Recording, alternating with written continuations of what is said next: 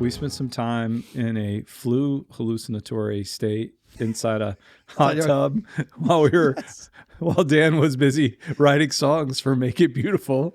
I saw two of you. Oh, that's right. You guys were sick. We were just like, and it was cold, freezing cold. The hot tub's hot. Our body, we were both probably spiking a 102 fever. Yeah. Like, yeah, you're we're on the Alka-Seltzer. It was like we got 30 minutes before we can do another Alka-Seltzer. I got to sit in the hot tub. If you remember, when I played you the song, I played Take Their Mess and Do Your Best. Yeah. No, were you doing that, or were you doing Make It Beautiful at that time? That's what he was singing. Take Their mess. Yeah, but I didn't know what song you were working on when we were in the tub. That one was Fix Your Eyes. Fix Your Eyes. That's why I did. That's why when I came out of there, I heard it getting grimy. That's a testament to recording music in the moment and just enjoying the capture of whatever we had, because there was sickness involved. There was frigid weather. It's like Paul, he's like, I was shipwrecked. Yeah, we were. It was like, hold on, guys, we're suffering. Hold on a minute. Okay, Come all right. on now. Wow. Let's not negate our own sufferings here as we're working on the gospel. Oh, wow. There it was, suffering in the hot tub with the fever, like the Apostle Paul, with the fever, in chains, cold, abandoned, alone in the basement. We had to turn the heat off every time we wanted to record vocals. Woe is me. Yeah. No, it was rough. But that's what was on the album. That's what gave it its little dirt. Its little moss.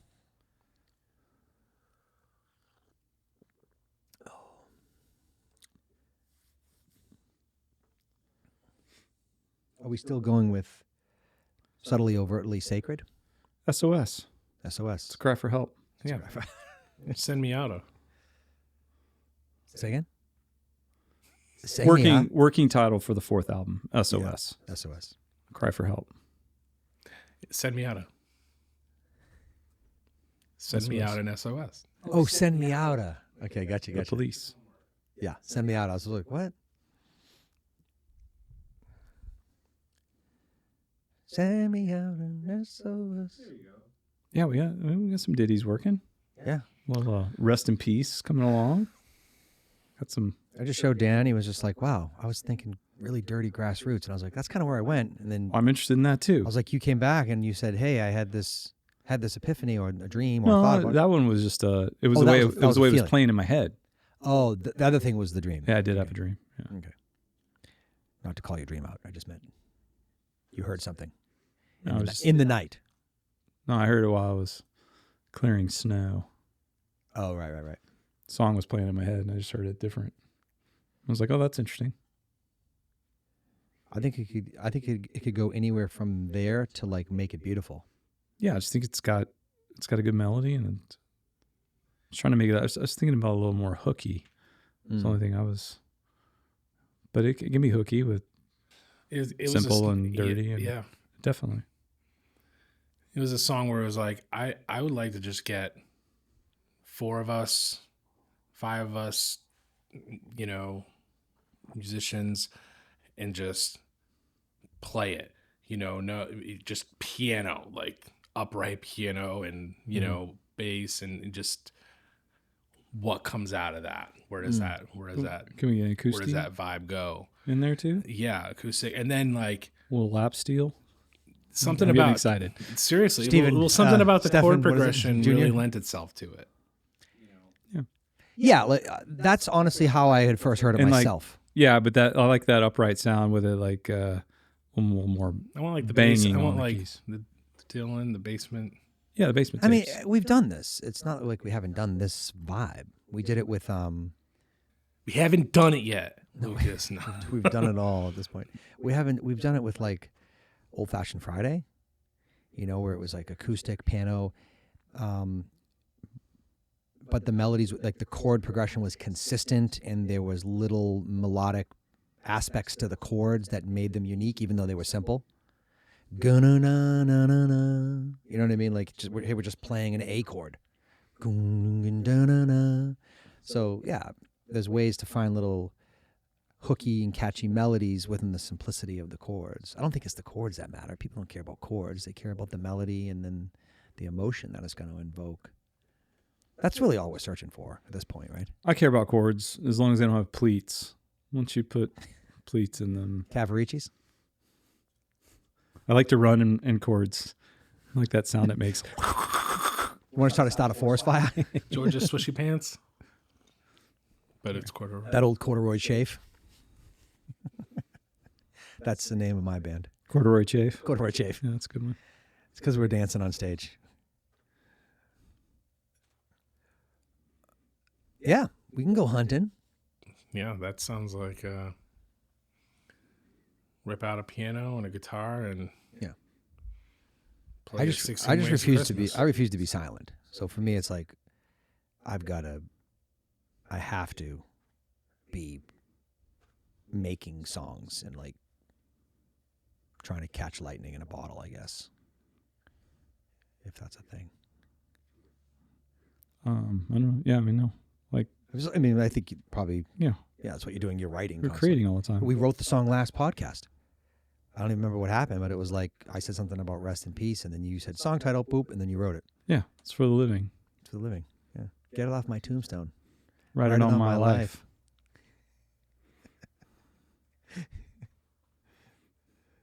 Just aggressive words of peace. I'll wield it like a knife. I'll wield this piece. I will. It's not peace if you're not wielding it like a knife. Yeah, like cut through all the chaos. The word, sharp as a double-edged sword. I don't get all spiritual on me. Okay, Pastor. Ew. Please. Pastor. Yes. Yes, Pastor. Dan, what have you been working on, sir? Have you cracked the hymnal? You said you have. That's why I'm asking. Yeah, 'Cause I'm curious. Yeah, I've taken it out. There was a couple of songs that I was looking at. One of them was Basically. The song, I think it was just called Basically. Basic Love song. Basic Love Song. That was one I was tinkering with. Oh, I can't wait. Rest in Peace was one too. And I think I just had I had something with a basic song. So Basic love song. Basic Love Song. And And then I was just humming. I hummed a couple of voice memos of things to see if lyrics fit into that. so more of just a melody. Yeah. Yeah. I do. What I enjoy with the book is just opening it up, reading it, and then kind of experiencing the words, and then like how would this be said? Where is the accent to this? How does the word basically in a song called a Basic Love Song, where the word is repeated, how does that land different or in the many times that it's in there, because I think that's pretty interesting and allows it to be simple, but it also is a really cool challenge. Like we did this with Wishing Well, right? Yep. We I don't remember about wishes, and so I enjoy that. And so usually it's like looking at lyrics and then discovering what it would sound like or how I would sing it, or and then I have a couple voice memos where it's like, oh, here's a melody or here's a chord progression that I'm hearing with a beat. Because I usually, when I record my voice memos, it's like, yeah,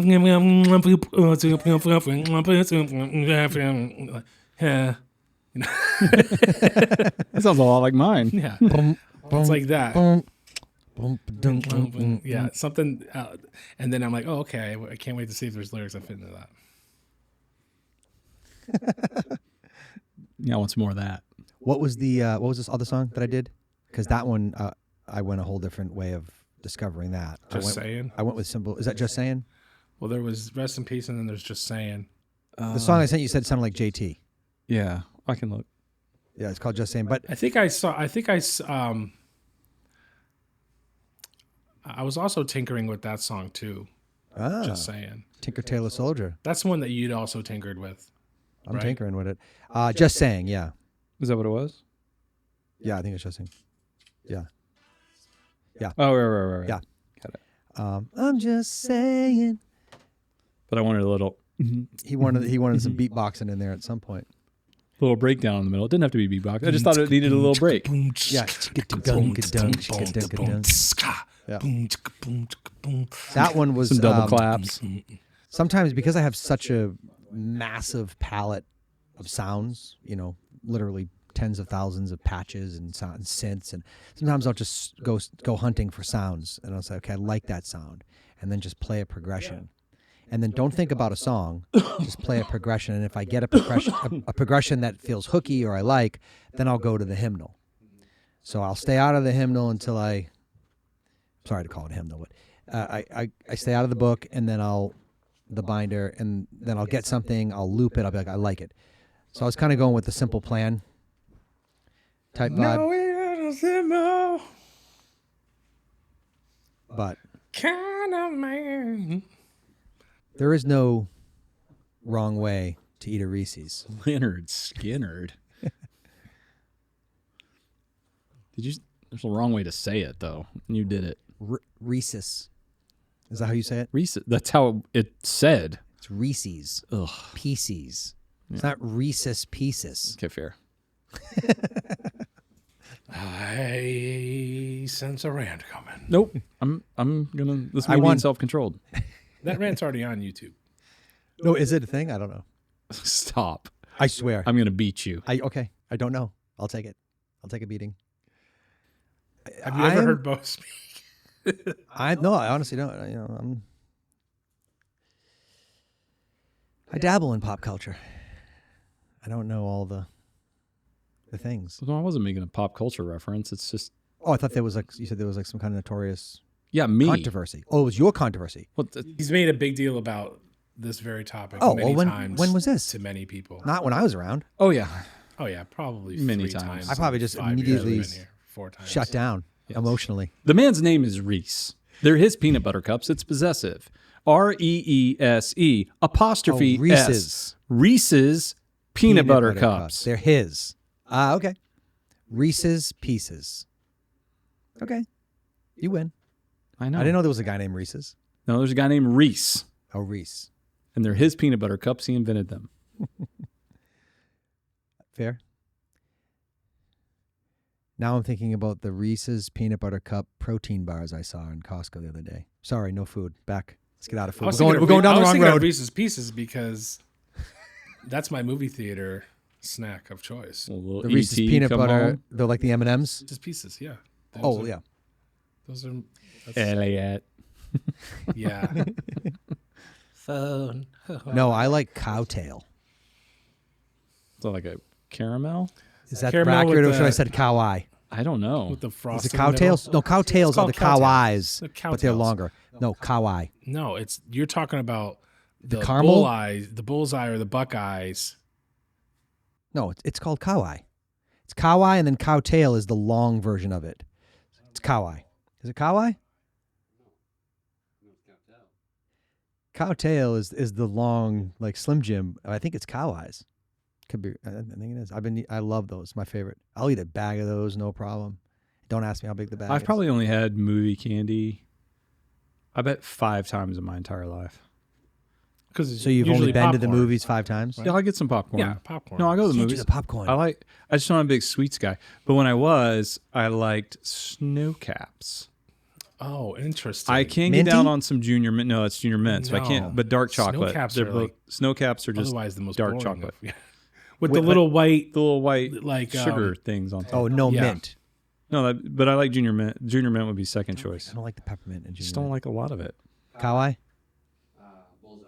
Told ya. Bullseyes and then cowtails. I like the bullseye. And I don't really eat sweets like that or candy on my free time. But in movie theater, that's not my free time. So we have this song called Sugar River. Ooh. The banks of a sugar river. And I had a dream, Just a Dan. river. Oh, of this was the bull dream. Eyes. I had a dream 2 nights ago, and I woke up and I was so mad at you, like so furious. Sound like my wife. Why are you mad at me? She had a dream, and I I abandoned was her or actually I was something. mad at both of you because you're like, hey, we did another version of Sugar River, and you guys were really excited about it, and you wanted to play it for me. But the first line comes out, on the bank of the Mississippi River, and I was like, why did you change the lyric? Sugar River to Mississippi River? To No, just not even. He Mississippi, said Mississippi. Mississippi River. which still doesn't fit. Trying to be cool. And No. it was Have like, you ever missed a sip? I missed a sip of my coffee and got on my shirt this morning. so I'm asking him, like, why did you do that? Like, because the rest of it sounded pretty good. I was down with it, but I was like, why would you? And you're like, well, it was an artistic choice, which set me off. Like in the dream, it was like, so many horrible things have been blamed on an artistic choice. Oh yeah. And I was like, but it's a terrible choice. You're like, well, that's, in the eye of the beholder. It was like, I'm And like, you did not behold but it, it's Bo. the name of the song is Sugar River. And you're like, yeah, but we wanted to save it till later in the song instead of, coming Oh out my with goodness, it. I would have kicked my own butt. This is how people get away with the dumb stuff. It was an artistic choice. And nobody says anything. Well, yeah, because then it becomes like, who am I to judge this artistic expression? Another artist. Yeah. That's who I am. Or then we're all artists. Yeah. Yeah. Artistic choice is another way of saying Sorry, I wasted I money. do what I want. Sorry, I made a mistake. I did what I want. I took I took artistic liberties. Well, I wouldn't do that. Oh, we might. I mean, Maybe you thought I would. What does this really mean? oh yeah, let's On analyze the it. bank of the Mississippi River. I think what it means is I really love the song and I like the artistic choices we're making. I think that's what it really means. I'm excited about it. I love the collaboration and yeah. I love what we came up with in that moment. So it's like no matter how much we want to chase our own tails on like what it could be or what it might not, what it might not be now, it's like the version that we have right now has never been heard. No one's ever consumed it. We've never let it live beyond this idea phase. So for me, it's like to scrap that without seeing it all the way through and then going, no, we still don't like it. Or that's not the best of who we are or what we want to express in the song. I just think we might sell ourselves short there. Oh, it's fantastic. Like your guitar work? Love the falling piano. That's what this is about. No, listen, this was an intervention. That's what you're. Yeah. We- Oh, dry- he's wanting to redo it, isn't he? Oh, he always does. forgot. He always does. Listen, we got to dry needle you. Listen, I do need a dry needle. you do need it right therapy. now, like an artistic dry needle. You have to rest and be. Lesson B. You did some really cool stuff. Now vocals, yes. I figured out some just cool, quick noodling stuff when we hit record to make sure we captured it. And so I know, but what that's you're where referencing the is like, essence was. You were like a we can add to that. We can beef that up. Yeah. We can do more. We're not with it. working with tape here. We And can record we it. can do whatever we want, yeah. But I'm saying you became like a sample creator. Because you were playing and it was like I was going, what is this? And then I was sample taking platter. Those are the money makers. The the people that sample make the creator. samples. Exactly. Yeah, the people that can create loops, and so I took that and grabbed what you had done, and then we decided, okay, this 8 bars or whatever is going to become this, and so and it was like there was some mistakes in there that I had to correct. But I guess I just felt like there's not accidents. enough in it. And again, this is idea phase, so usually things flesh If out. anything, and then it feels to me like then the- I make an artistic decision, and it's all on the table. I'm not pushing gonna back do on that. any of it. I'm just saying. no. I'm just. I feel like we wanted to need go bass back to that. and drum. I feel like that Pino Palladino. Get to know him. D'Angelo's bass player. Like just tall, skinny, white British guy that has the nastiest bass pocket of any human. Probably could actually get him to play it. But somebody that can like lock in like just an impeccable groove on a nice drum beat. I think that will give it some flavor. But then again, you guys could say to me, no, the digital drum or the program drum was great. Yeah, nobody's arguing for that. Exactly. I make arguments I'm going to win. I just don't want to lose. Good tune though. Unbelievably thought-provoking in and of itself. Like we're doing Blame It on Jesus is a message series we're doing this year. Oh yeah. So we have to actually produce that song. That song Yeah, that song's ready to go. That I do direction. feel like we could go. Let's pick a road and get I there. actually wanted. I'm not gonna. Dude, I feel like what we have is a great demo. That's what I feel like now. So I'm not married to the version that we have at all. I don't know if you guys are. No. Yeah. I feel like there's. I think Blame It on Jesus can go a little more. Which way? Upstream with the Sugar River vibe in some regards too. Yeah. Funk it up a little. Just funk it up. Yeah. It needs to be. Yeah, it needs to be funky. It needs to be playable. Which is very different than where it's. Well, no, when we were talking Southern rock vibe, though, Yeah. I was definitely thinking funky Southern rock, though, because there's Southern, but then there are the funky elements that mix in, like some of the gospel things and some other kind of beats. Organ. And yeah, Absolutely. and there's some cool stuff there that it does make it a lot more funky. So I feel like we landed on Darius Rucka. Fuddruckers. Which it's great. is fine. Yeah. Not. Yeah, it was in that realm, and then I kind of took a little Black Crowes Yeah. The a little REM. bit further, but there's definitely Your melodies there's are definitely your melodies some are dope. stuff yeah, I think the melody and the lyrics and the way that all is good, but Building it out into a different vibe. Yeah. right, So the that- music behind it and having our way with that be fun. But what we scratched out was a good bass, a basis to Well, work from. you wrote the song essentially. Like, here's the song, because now it's like, how do we want to present it? Well, the melody, the lyrics are there. So now how do we take that melody and put it into something that's going to represent what we want people to hear for the first time? Well, the song the song gets a little funkier at the end, and something sometimes I worry about, or not worry, but I do consider is sometimes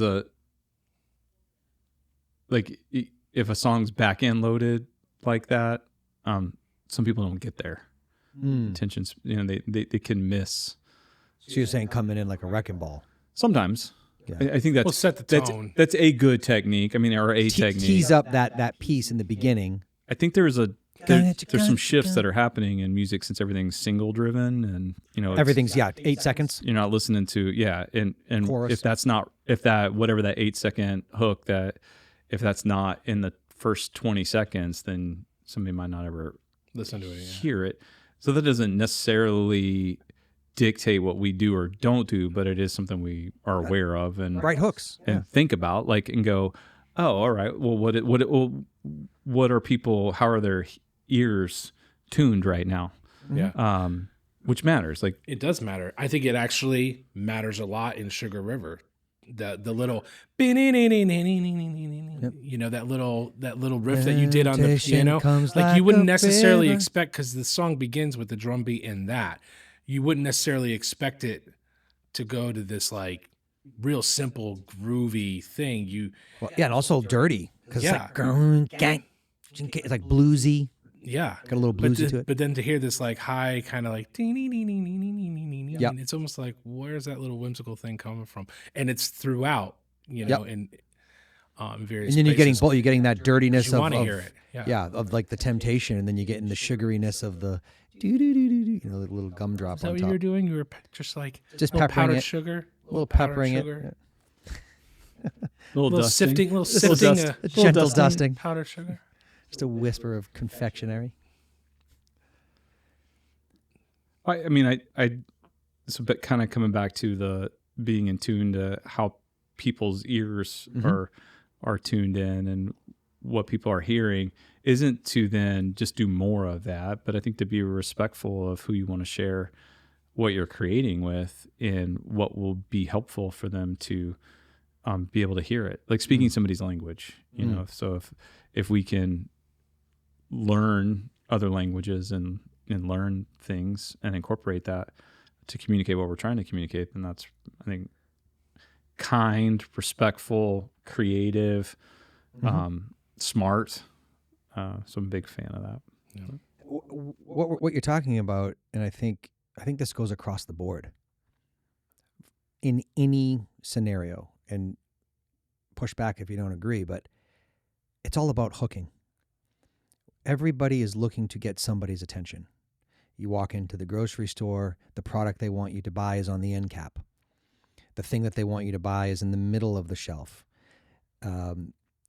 Marketing, just across the board. What's going to grab the attention? Yeah, preaching, doing a message. Like, what's the hook? What's the first thing that's going to, what's the message point? What's the takeaway? What's the verse? Like, what's the thing that we want somebody to hook onto and to be able to anchor for a minute and to hear? I think that's at least an approach that we value, like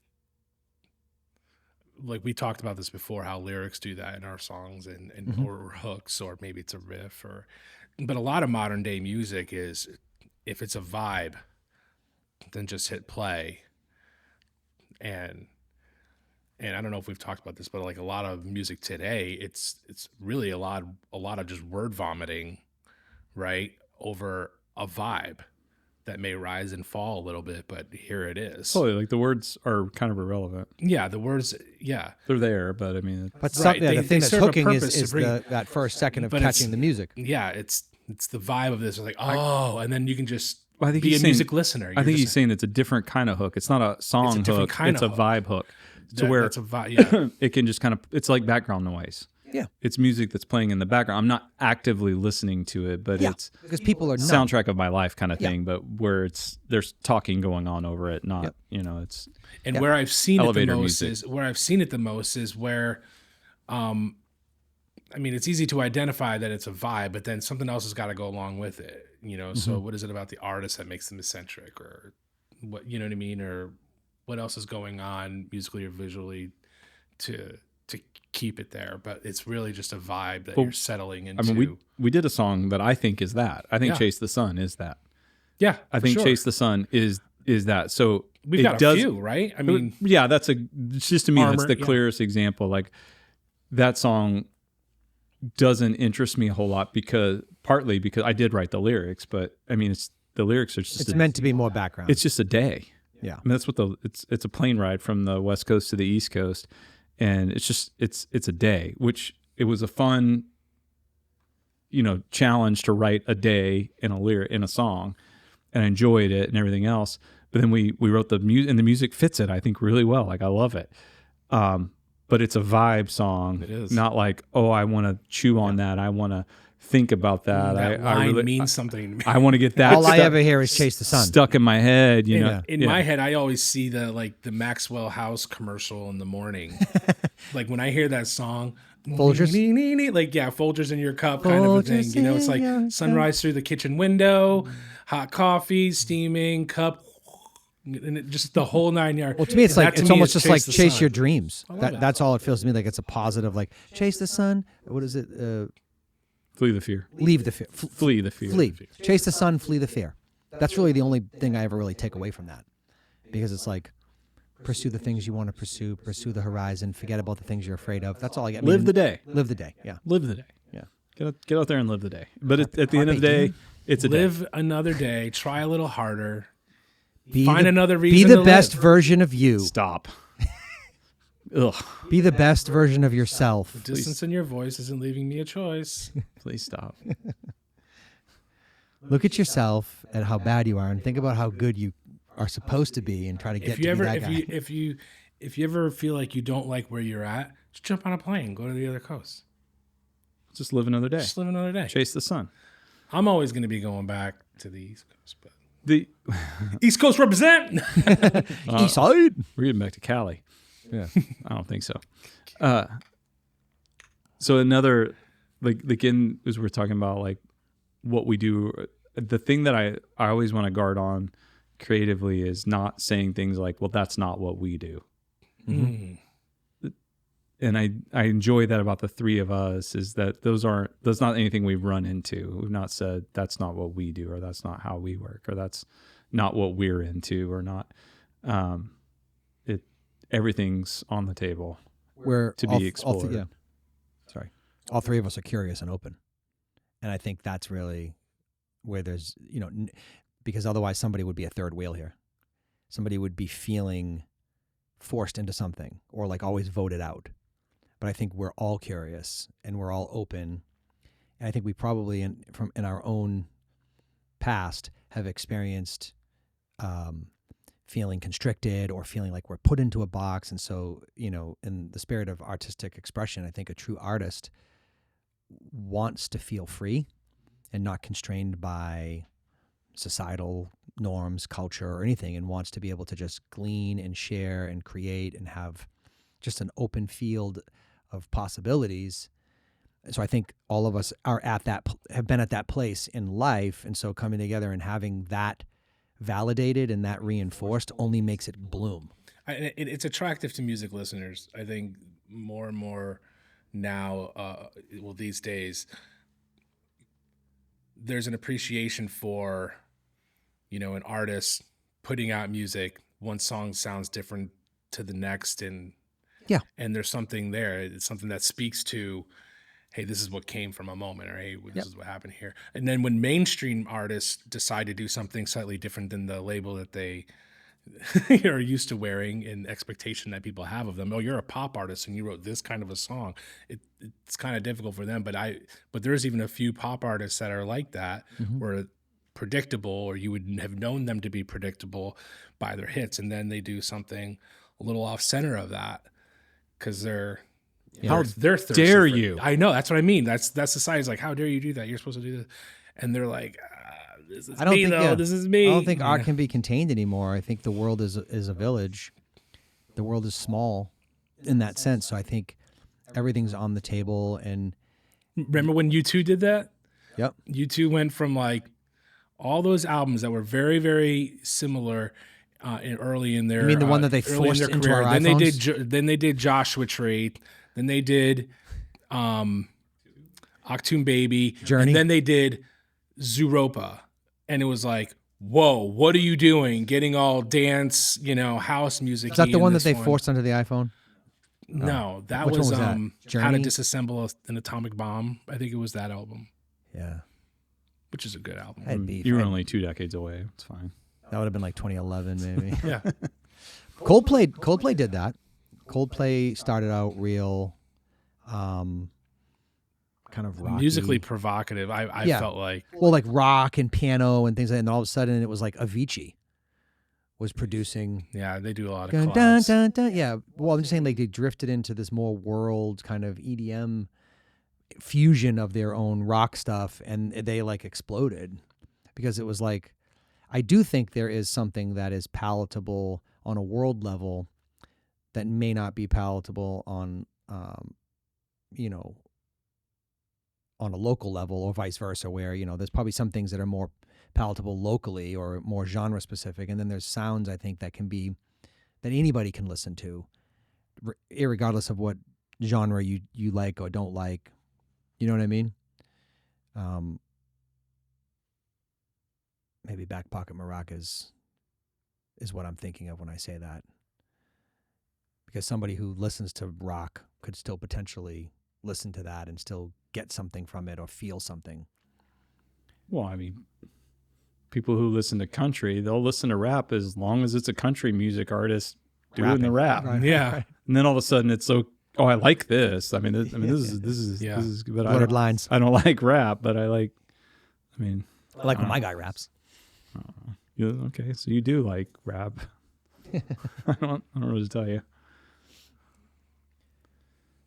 We tolerate it to some degree. It isn't like, here's an interesting thing. Like, you can have a musical artist act in a movie and be accepted, and it can be really cool. But you can't have an actor or actress make music. Not cool. Not okay. I don't know. Like Kevin Bacon? No one cares about Kevin Bacon's band or Keanu Reeves' band, Dog Star. I know, it's always like, what is this guy doing? What is it? But I'm Jared trying to, Leto. I mean, Whoa, I know. They're like I'm good. I'm telling 30 you, Seconds to Mars. but is there a are thing. people. Those are These are talented people. I know. Yeah. I'm giving an example that has been. No, but you're it's right. not Who's been the easy. young artist? Who's the young? Oh my goodness, he's really Why is that though? an old actor. He may have been in the Breakfast Club. I don't know why, but he's. Who am I thinking of? Corey Feldman? Corey Feldman's band. Yeah, he had a band. He was not Yeah. in the Breakfast Club, by the way. No, you're right. My bad. That was okay. totally off. You're thinking of Stand By Me. Corey Feldman's band.